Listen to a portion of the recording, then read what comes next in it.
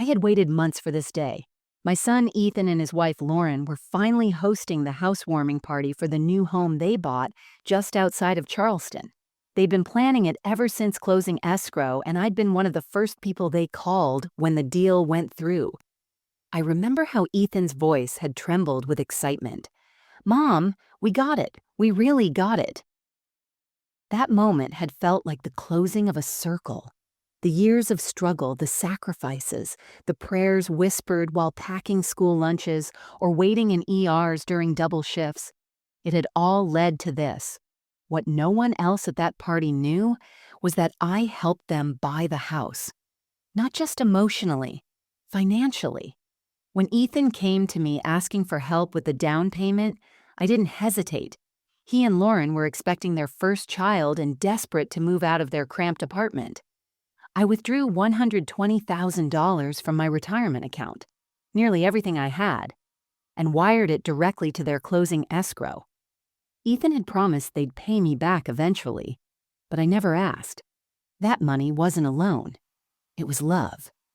Or at least, that's what I believed at the time. I spent the morning getting ready, carefully choosing a deep blue linen dress I'd bought for special occasions. I baked my signature lemon pound cake and wrapped a hand-painted welcome sign I'd made myself.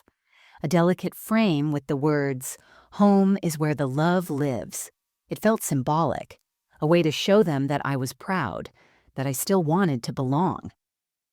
As I pulled into the driveway, I noticed the line of expensive SUVs and shiny sedans already parked on the street.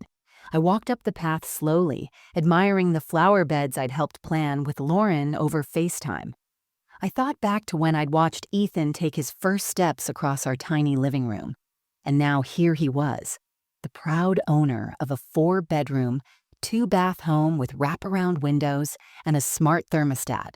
The front door opened before I could knock. Lauren smiled, but it didn't reach her eyes. "Oh, hi, Delia," she said in that clipped tone I'd learned to read. "You made it." She reached for the pound cake without looking at me directly and handed it to a young woman in a black apron. "Put this with the rest of the desserts," she whispered to her. Then she turned back to me and added, "We're doing champagne in the backyard. Try not to miss the toast." I stepped inside and was hit with a wall of sound.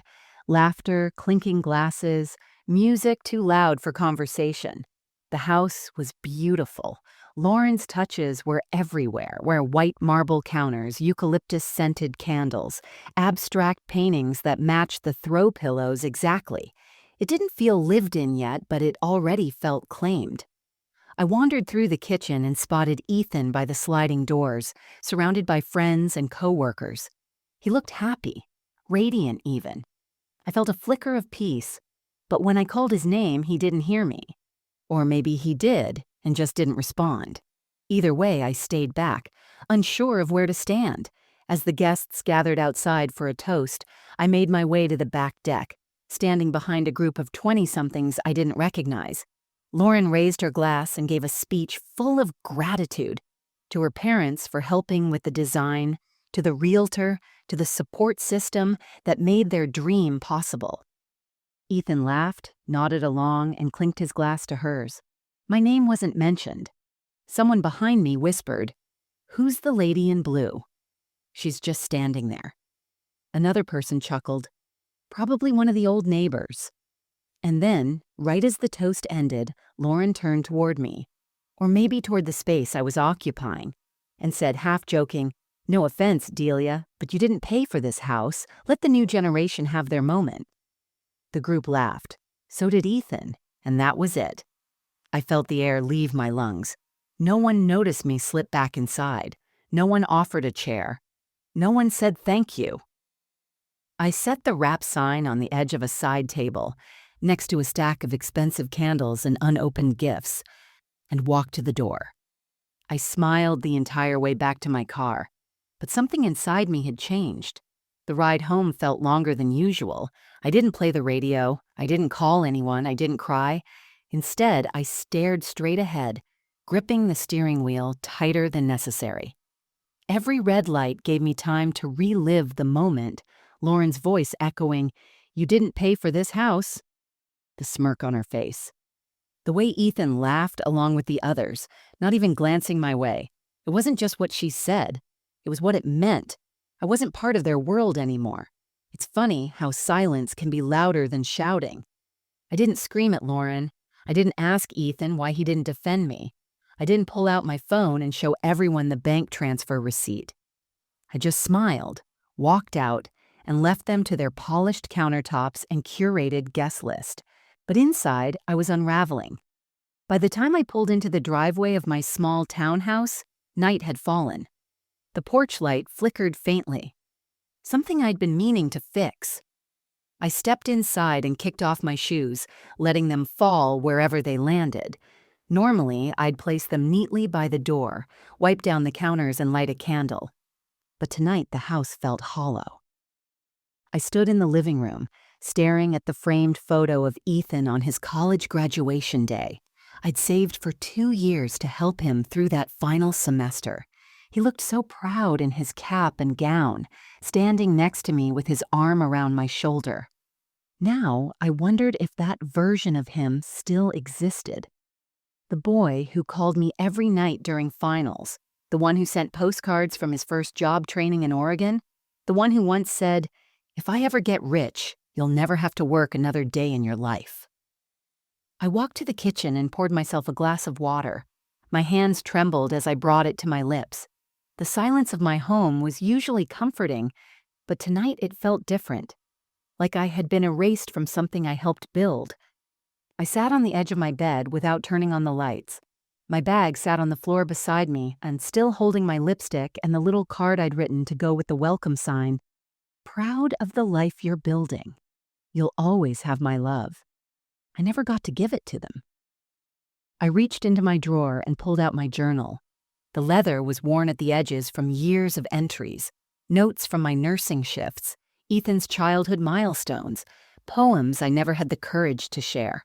I flipped back to the page where I'd recorded the wire transfer for the house, dated nearly 2 years ago. $120,000. All of it. The note I'd written beneath it in my neatest script: a home for Ethan and Lauren. My legacy. My love. I stared at those words until they blurred. There were no arguments, no slammed doors, no curses exchanged, just one moment of erasure. One moment that told me everything I needed to know. I'd become a prop in their success story, not the foundation. I thought about calling Ethan, just to hear his voice, just to ask, "Did you mean to hurt me?" But what good would that do if he didn't feel it in the moment? If he didn't see me as I stood there like a stranger in the crowd, then nothing I said would matter now. So I didn't call. I didn't text. I didn't write an email or post anything passive-aggressive online. I simply sat there, listening to the tick of the hallway clock, letting it all wash over me. The grief wasn't loud or dramatic. It was subtle. Like standing in a room you decorated yourself and suddenly realizing you don't belong there anymore. I'd always believed that silence was weakness, that not standing up for yourself meant surrender. But that night, I realized something else. Silence can also be the beginning of clarity. It can be the moment the fog lifts when you finally stop begging for a seat at a table you built with your own hands. It wasn't revenge I felt stirring in my chest. It wasn't rage. It was resolve. Something in me had hardened, not in cruelty but in wisdom. I wouldn't fight with words. I wouldn't chase validation. I would move differently now, quietly, strategically, and next time I would be heard. The next morning, I woke up before the sun. My body moved on instinct, making coffee, folding the throw blanket on the couch, opening the curtains to let in the pale light of early dawn. But everything felt muted, like I was going through the motions in someone else's home. I took my coffee to the kitchen table and sat in silence, staring at the steam rising from the mug. The words from the party still echoed in my mind. "You didn't pay for this house." I knew better than to let one sentence define me. But it wasn't just the words. It was the tone, the certainty, the way Lauren said it like it was a joke, a punchline, and the way Ethan didn't even blink. I had stood there, invisible, while they toasted their new life with champagne flutes and designer cheese boards. I looked around my own kitchen, the scuffed cabinets I painted myself, the linoleum floor that peeled slightly in the corner, the fridge covered with magnets from Ethan's childhood field trips, each one a memory, each one proof that I had been there, every day, every year, every season of his life. Now I was being pushed to the edge of it. I opened the hallway closet and pulled down the old plastic bin labeled House Docs. It was dusty, tucked behind Christmas ornaments and a stack of old nursing textbooks. I carried it to the kitchen table and started sorting through papers. Closing disclosures, savings records, receipts. I wasn't entirely sure what I was looking for. Maybe some proof that I had mattered, that I hadn't imagined my role in all of it. And then I found the file, the one with the printed agreement from 2 years ago. I remembered the night I made Ethan sign it. He had been reluctant at first, said it felt too formal and unnecessary between family, but I told him I needed peace of mind, that after giving away most of my retirement, I needed at least something in writing. So we wrote it up with Harold James's help, my longtime friend and former attorney. We'd kept it simple but firm. The money was a conditional gift, tied to mutual respect and my right to enter the home freely. I had never once mentioned the document again, until now. I set the folder aside and stood restless. I walked to the living room and picked up a photo from the bookshelf. Ethan, age 6, grinning with 2 front teeth missing, standing beside me at the county fair. I looked exhausted in the picture, my nurse's scrubs still on, my hair pinned up in a messy twist, but I was smiling. He had just won a goldfish in a plastic bag and named it Captain Wiggles. We laughed all the way home that night. I pressed the frame to my chest. Where did that boy go? The answer hurt more than I wanted to admit. He didn't disappear. He grew up. He built a life with a woman who didn't know our story, didn't care to learn it, and slowly pulled him further into her world. A world that saw me as expendable. I used to think love alone was enough, that if you gave everything, time, money, sweat, yourself, then the people you raised would remember, that they'd carry your sacrifices like sacred stones in their pockets. But love without boundaries isn't love. It's erosion. And I had let them erode me for years. Every time I stayed quiet when Lauren snapped, every time I pretended I didn't notice the distance growing, every time I told myself, they're just busy when they skipped my birthday or forgot to call on holidays. Sitting in that housewarming crowd, surrounded by strangers and overlooked like furniture, wasn't the first betrayal. It was just the loudest one. I went to my bedroom and stood at the window, looking out at the small garden I'd kept for years. Tulips were starting to bloom. Red, purple, yellow. I thought about how flowers don't bloom in the same soil forever. Sometimes they have to be moved, replanted, protected. I had protected everyone else for decades. Maybe it was time I protected myself. That thought didn't come with fireworks or some grand epiphany. It came quietly, like a whisper at the back of my mind. But it stayed. I picked up the phone. Not to call Ethan, not yet, but to call Harold. His number was still scribbled on an old notepad by the fridge. When he answered, his voice was groggy. "Delia, everything okay?" I didn't explain much, just told him I needed to go over that old property agreement. And just like always, Harold didn't ask questions. "I'll come by this afternoon," he said. I hung up, feeling the first steady beat of purpose return to my chest. I wasn't sure what would come next, but I knew one thing with perfect clarity. I would never let anyone erase me again. Harold arrived that afternoon, exactly on time, as he always did. He looked older than the last time I saw him. White hair neatly combed, same wire-framed glasses slipping down his nose, still in those threadbare khakis and navy windbreaker. He gave me a soft smile and a brief hug, the kind that held more understanding than words ever could. "Where's the paperwork?" he asked gently as I ushered him into the kitchen. I handed him the file folder, the one I'd pulled from storage, the one that, for 2 years, had sat quietly in my closet, dismissed as a formality by everyone but me. Harold sat down and opened it carefully, flipping through the pages with that meticulous rhythm only an old lawyer could have. "You kept everything in order just like always," he said. "This agreement, it's solid, Delia. More solid than most of what I see in court these days." He slid the document in front of me and tapped the final page. "This clause here, the conditional ownership trigger, that's your leverage." I leaned in. It felt strange, almost surreal, to see it written in black and white. It was a single paragraph, one we added as an afterthought during drafting. It stated that should I ever be made to feel unwelcome, excluded, or treated with sustained disrespect in relation to the home, I reserved the legal right to revoke my contribution and either reclaim my share of the property or trigger a forced sale. At the time, I remembered thinking it was silly, almost petty. But Harold insisted we include it. "Good fences make good neighbors," he'd said. Now it felt prophetic. He looked up at me. "Did they say it directly?" I hesitated. "She said I didn't pay for the house. In front of everyone, then told me to stay quiet, and Ethan, he didn't defend me, he laughed." Harold nodded slowly. "And you've got no key, no access, no place in the home now?" I shook my head. It was like I was a guest, or worse, a stranger. He pushed the folder closed. "That's enough, more than enough."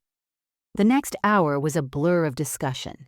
Harold explained that he could file a formal notice of property rights violation and initiate proceedings to revoke the agreement. If necessary, he could submit a notice to the mortgage lender and title company requesting reevaluation of the ownership status based on breach of terms. It all sounded clinical, clean, efficient. But underneath it all, I was trembling. Not out of fear, but because this was real. For the first time, I wasn't just hurt. I had power, and I had proof. Later that evening, after Harold left, I sat down at my desk and opened my email. I searched for old correspondence with Ethan, and there it was. A message from 2 years ago when we finalized the home purchase. The subject line read, "Final docs for the house. You're amazing." Inside was a thank you note from Ethan, saying he'd never forget what I did and that I'd always have a place in their home. I took a screenshot of that line, saved it with the legal file. I then dug deeper, through texts, through handwritten notes I kept in my planner. Found an old message from Lauren sent shortly after they moved in. "Glad we locked things in legally. Makes it easier if anything ever gets messy." Messy, indeed. As I collected these pieces, something began to shift inside me. It was as if the confusion that clouded my heart was being replaced, not with bitterness, but with clarity. This wasn't about money. This wasn't even about revenge. It was about history. I had stood by Ethan through his worst years. When his father passed, I was the one who held the family together. When he dropped out of college for a year to recover from depression, I was the one who found him a therapist and never left his side. I had been the scaffolding of his life, invisible but essential, and now I was being written out of the story. Not anymore. This wasn't just an uncovering of legal documents. It was the uncovering of a truth I had refused to face. People will rewrite history if you let them. They will forget your sacrifices, your love, your sweat, unless you make sure those things are remembered and respected. I looked at the stack of papers, the glowing computer screen, the photos on my fridge, and I felt something I hadn't felt in a long time. Conviction. They may have dismissed me, but I would not dismiss myself.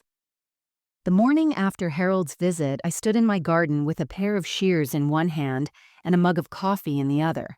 Dew still clung to the tulip petals, and the air was heavy with the scent of lilacs. I trimmed the dead leaves in silence, grounding myself in the ritual of care, something I'd done for others my whole life. But this time, I was tending to something else. Resolve. Harold had left behind a folder with options, real ones, legal ones. And after sleeping on it, or rather lying awake most of the night thinking about it, I knew what I needed to do. I wasn't going to ask Ethan for an apology. I wasn't going to beg Lauren to let me back in. I was going to follow the clause, trigger the condition, reclaim what I gave, not out of pettiness, but because it was time to stop protecting people who no longer protected me. I made my way back inside and sat at the dining table, where Harold's papers lay neatly organized. My hand hovered over my phone for a few seconds before I pressed his name. He answered on the second ring. "Morning, Delia." "I want to move forward," I said quietly. "Start the process. Trigger the clause." There was a pause on the other end of the line. Not hesitation, but respect. He knew the weight of those words. Knew I wasn't someone who did things lightly. "All right," he said. "I'll file the initial declaration today. They'll get the certified notice by tomorrow." I exhaled, long and slow. "Thank you, Harold." "No need to thank me," he replied. "You're just asking for what's yours." After the call, I stayed seated at the table, staring out the window. My heart felt heavy but certain. The way it does right before a long journey you know you have to take. It wasn't the house itself that mattered. It was the principle, the love and trust that had been taken for granted. I thought about Ethan again. There were moments scattered like shards across the years that I kept returning to. His first day of kindergarten, when he clung to my leg and cried because he didn't want to be without me. Or the time he sprained his ankle in middle school and refused to let anyone but me help him up the stairs. I was the one who bandaged his wounds, stayed up with him through the flu, drove across town in snowstorms to bring him forgotten textbooks. Now, I was just the woman who didn't pay for the house. I opened my laptop and drafted a letter. Not for them, but for myself. A record of everything I'd done to support their dream. A timeline of the down payment, the agreement Ethan signed, the conversations we had. I included receipts, emails, notes, not to weaponize them, but to give myself the proof I had too long ignored. This was my emotional ledger, a love letter in its own way, but also a boundary.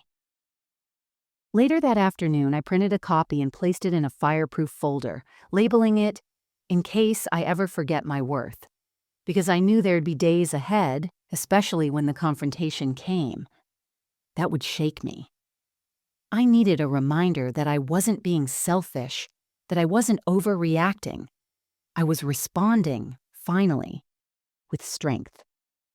That evening, as I made dinner, a simple grilled salmon with asparagus, I thought about how quiet resistance works. It doesn't announce itself. It doesn't need fanfare or revenge fantasies. It simply moves forward like water carving a canyon. Persistent, steady, unstoppable.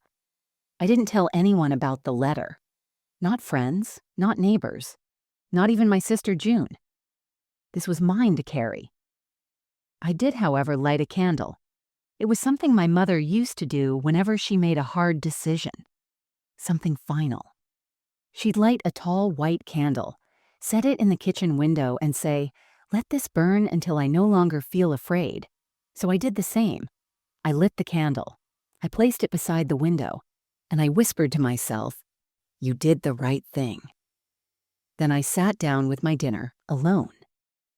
But not broken. The fear was still there, yes, but something stronger had taken its place.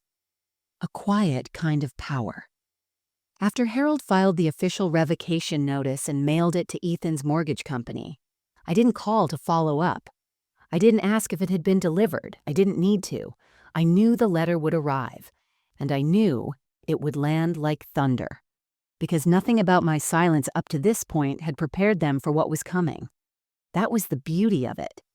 For the first time in a long while, I wasn't trying to fix things.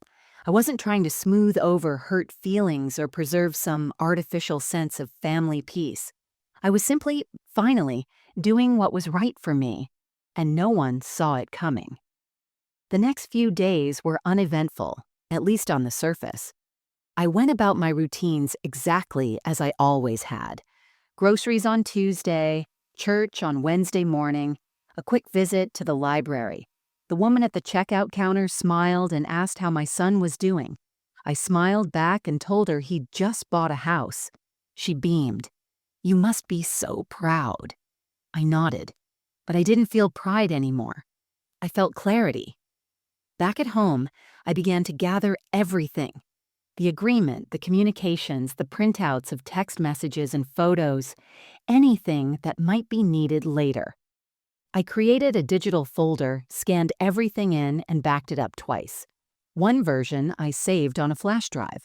The other I emailed to Harold with the subject line, "Just in case." I was preparing, not plotting.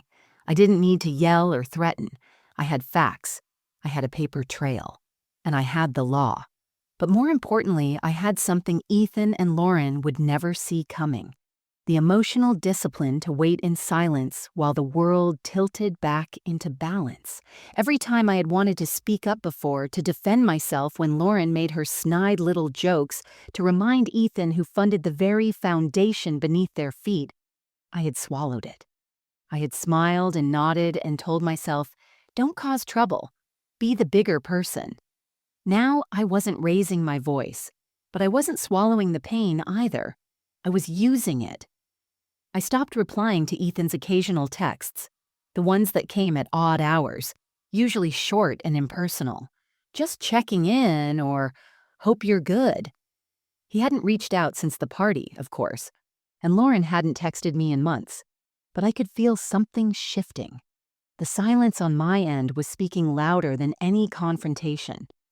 One evening I got a notification, a missed call from Ethan, then another. He didn't leave a voicemail and I didn't return it, but my heart thudded a little faster. The letter must have landed. Still, I waited. This wasn't about making them squirm. It was about giving them a chance to feel, for the first time, what I had felt. The uncertainty, the exclusion, the weight of someone else's quiet decision. I began tidying the house more than usual, not out of nerves, but focus. Every item I dusted, every drawer I organized, felt like another step in reclaiming myself.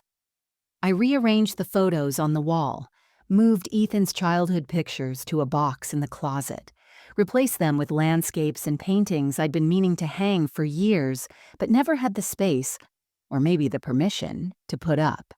My home began to feel different. Not lonely, but mine. And then, one night, I took out my will. I had drafted it 10 years earlier, naming Ethan as my sole beneficiary. I'd meant it at the time. Everything I'd built, I wanted him to have. But now I couldn't ignore the truth. He had chosen to forget me when it mattered. He'd stood beside someone who saw me as disposable. So I revised it. I named a local charity for women's housing as the recipient of my estate. I added a provision for a small education fund for my granddaughter, just enough to help her one day if she ever needed a safe space away from that house. And then I closed the folder and placed it back in my drawer, right next to my journal. There was no anger in the decision, no bitterness, just peace. Because this was what calm resistance looked like. Not yelling, not arguing, but moving forward with quiet power and unshakable self-respect. They had taken me for granted. They thought my silence meant submission. But what they didn't understand was that some storms don't roar. They arrive quietly and change everything. 3 days after Harold filed the legal notice, it happened. I was folding laundry in the living room, old jazz playing on the radio, the afternoon sun washing the floor in gold, when I heard the ding of my phone. One new voicemail from Ethan. I didn't rush to listen. I didn't grip the phone or feel my heart race. I finished folding the towels, set them aside, then calmly, I pressed play. "Mom, hey, I got this weird letter from a lawyer. Something about revoking the agreement over the house. Is this real? Can you call me, please?" The voice was thin, edgy, caught somewhere between disbelief and panic. I replayed it once more just to hear the tone, and then I deleted it. Because yes, it was real, and he already knew that. That evening, just as the light was beginning to fade, Lauren called. This time, she left a voicemail too. I expected anger, maybe arrogance. What I got was venom. Delia, whatever this little legal stunt is, it's going to backfire. You're being manipulated. Ethan's your son, and this is insane. You gifted that money. You said it yourself. And now what? You're trying to evict us? Don't do this. Think about your family. I sat on the edge of my bed after listening, hands resting on my knees. She said the word gift like it erased the agreement, like love invalidated boundaries. But she was wrong. The documents were airtight. The clause was in black and white. The paper trail was clear, from the wire transfer to the signed addendum with Ethan's own initials. Harold had ensured everything followed due process. The moment Lauren made that comment at the party, "You didn't pay for this house," and the moment Ethan allowed it to happen, they breached the very condition that protected them. And now, the trap had closed. They'd never even seen it coming, because they assumed I wouldn't fight, that I'd sit quietly, the way I always had, that I'd be hurt, maybe cry, maybe stew in silence, but never act. They mistook grace for weakness. It was a mistake I'd been waiting for them to make. The next morning, I received confirmation from Harold. The mortgage lender had been notified of the dispute. The revocation was active. Ethan and Lauren's home now had a legal flag attached to the deed, a challenge to ownership that would freeze refinancing, resale, or any other transactions until resolved. If they wanted to fight it, they'd have to do it in court, and the burden of proof would be on them. I didn't need to lift a finger. I didn't need to argue or explain. The house, the same one they said I had no part in, was now legally unstable. Every future step they tried to take with it would be blocked unless they either bought me out of my share or agreed to sell the house entirely. I walked through my home that day with the ease of someone finally breathing fresh air. I tidied the shelves, refilled the hummingbird feeder on the porch, and baked a peach cobbler, not out of celebration, but restoration. The truth was, I wasn't doing this out of revenge. I didn't want to humiliate them. I wanted to liberate myself. From the years of guilt, the unspoken expectations, the slow corrosion of respect, I had spent my life being needed.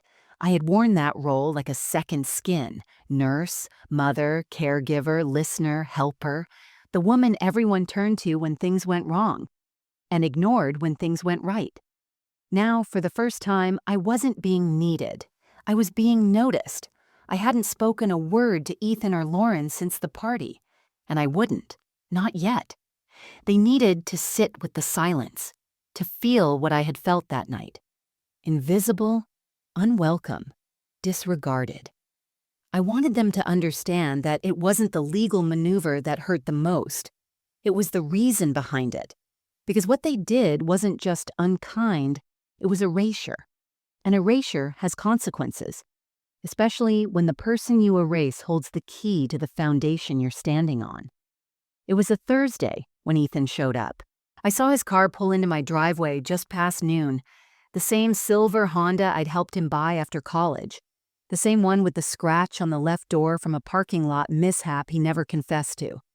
I stood in the kitchen, drying a plate, watching through the window as he sat behind the wheel for a long moment, like he was rehearsing what to say. When he finally stepped out, he didn't look angry. He looked scared. There was something in his walk, a hesitation I hadn't seen since he was a teenager coming home late from a party he wasn't allowed to attend. I didn't rush to the door. I let him knock. When I opened it, he tried to smile. "Hi, Mom." I said nothing. He cleared his throat. "Can we talk?" I stepped aside, wordlessly motioning him in. He entered like a guest, unsure, unfamiliar with the space, like it was his first time. And in many ways, it was. He hadn't visited me in months.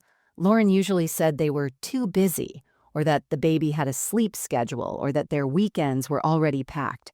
Now, suddenly, he had time. He stood in the middle of my living room, hands in his pockets, glancing at the framed prints I'd rearranged last week. I let the silence stretch between us. It made him uncomfortable. "Good. I got the notice," he said. "From Harold about the house." I nodded. "Yes." He looked up at me, eyebrows furrowed. "You're really going through with this?" I didn't blink. "I already have." He opened his mouth to speak, then closed it again. He walked over to the couch and sat down heavily, elbows on his knees. I don't understand," he said finally. "You gave us that money. You said it was a gift." I sat in the chair across from him, not beside him. I kept my voice steady. "I said it was a gift with respect. That's why I had you sign the agreement. You remember that, don't you?" He nodded slowly. "I remember." "So when your wife stood in front of all those people and told me I didn't pay for the house," I continued, "and you said nothing, what was I supposed to feel?" Ethan ran a hand through his hair. "She didn't mean it like that. She was just trying to—" "No," I said, firm. "She meant it exactly like that. And so did you when you laughed. That moment wasn't an accident, Ethan. It was a revelation." He looked away. "I wasn't trying to hurt you," he said, his voice low. "I was just caught off guard." "That's the thing," I replied. "You weren't trying to hurt me. You just didn't think about me at all." That landed. He sat back against the couch, the weight of it all finally pressing down. He looked smaller than I remembered. Not physically, but emotionally. Like the man I raised had been covered by layers of someone else's expectations. Someone else's voice.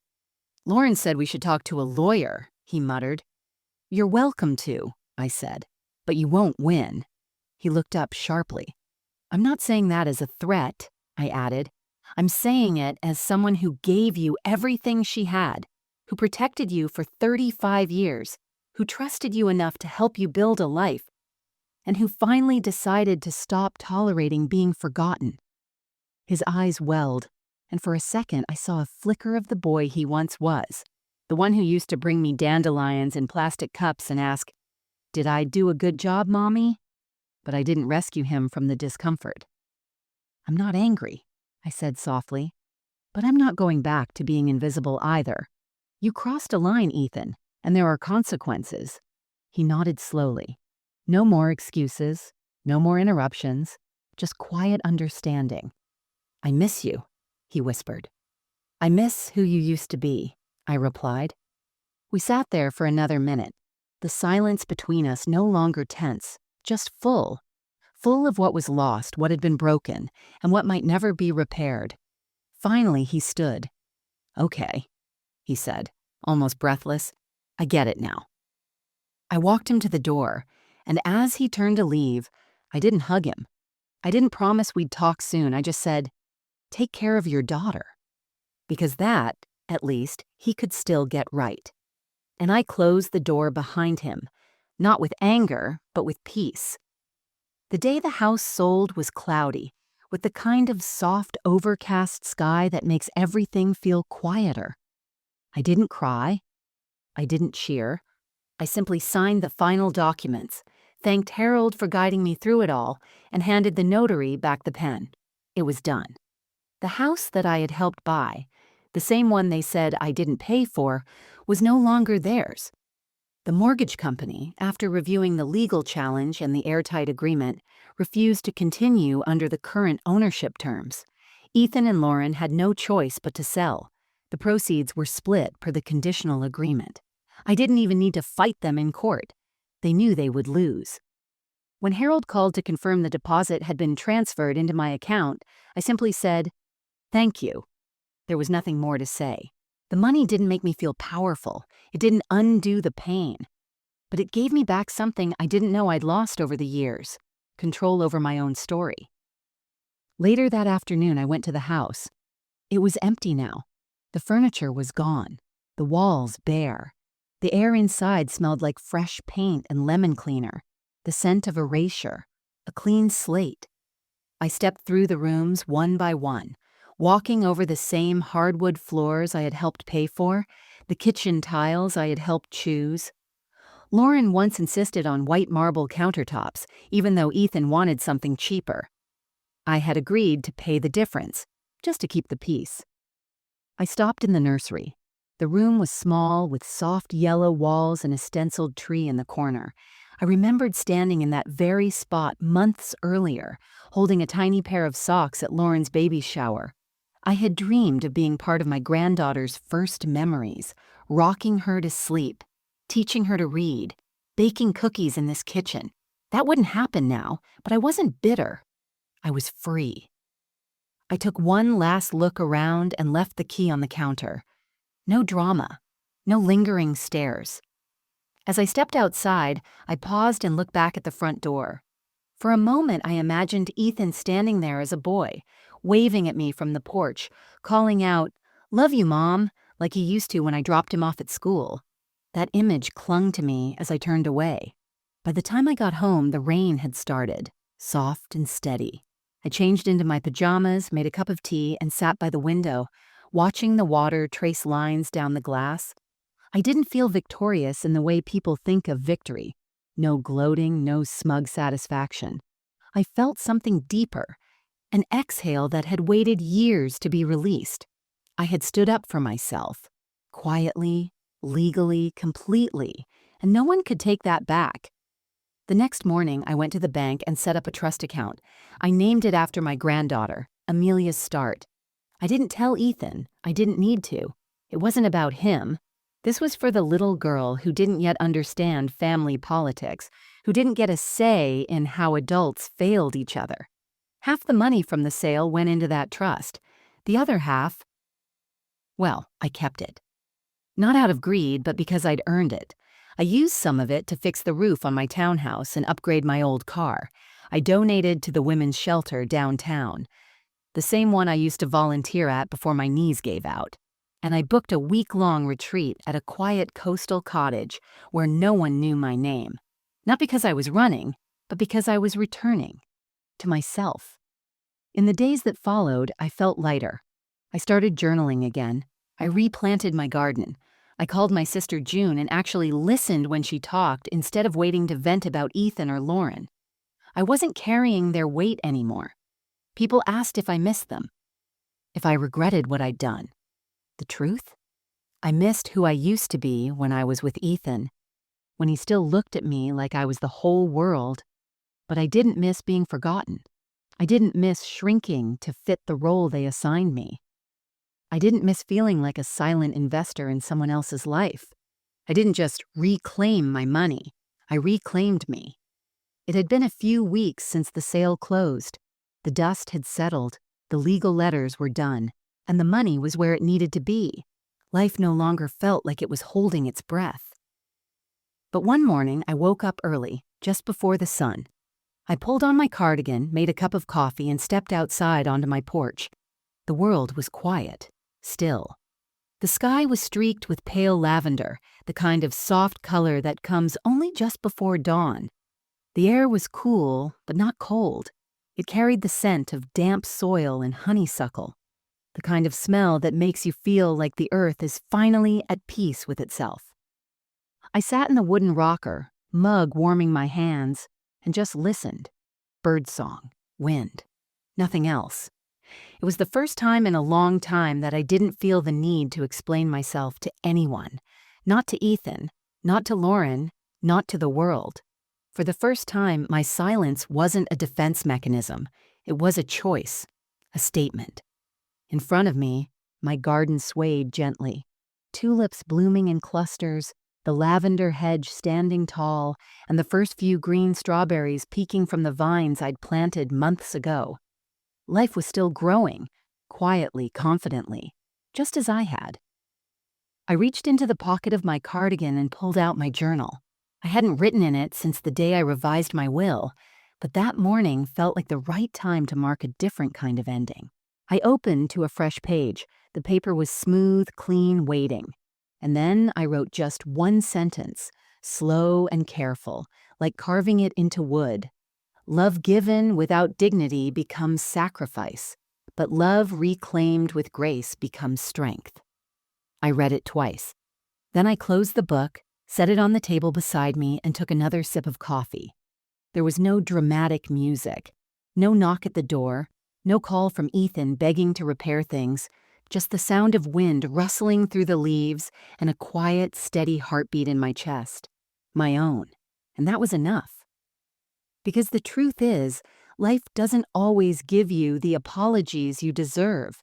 Sometimes it gives you something better, the opportunity to rewrite the story for yourself. I had spent decades believing my worth was measured by how useful I was to others, how much I could give, how little I needed in return. I was proud of being dependable, quiet, humble. But there's a thin line between humility and invisibility, and I had crossed it long ago. It took a single moment, a sentence at a housewarming party, to wake me up, to remind me that the love I poured out so freely didn't mean I had to accept being discarded. I had loved my son deeply, still did in some buried, aching way. But love and boundaries can and must exist together. One without the other isn't love, it's servitude. I glanced at the small envelope resting beside my journal, a copy of the trust I'd created for Amelia, my granddaughter. I'd included a short letter in it, not for her to read now, but when she turned 18.